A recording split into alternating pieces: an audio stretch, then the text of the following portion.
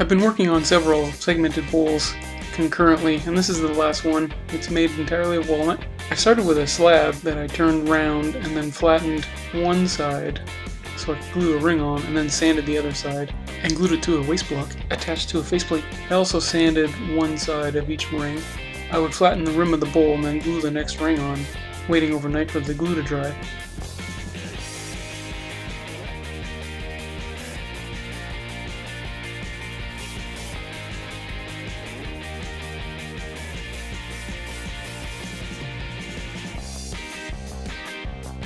So once it was all glued up, I roughed the outside.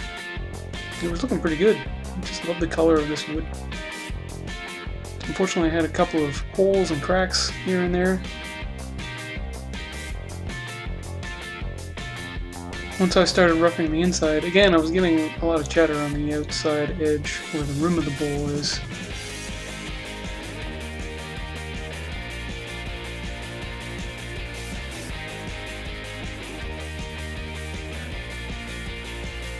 Once I got that smoothed out, I did the bottom and I realized that there was a really nice bit of curl in this wood.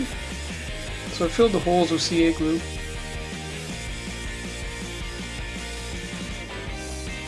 And then sanded it up to 600 grit. Cut it off with the saw. Sanded the bottom flat. And then finished it with some wipe-on poly.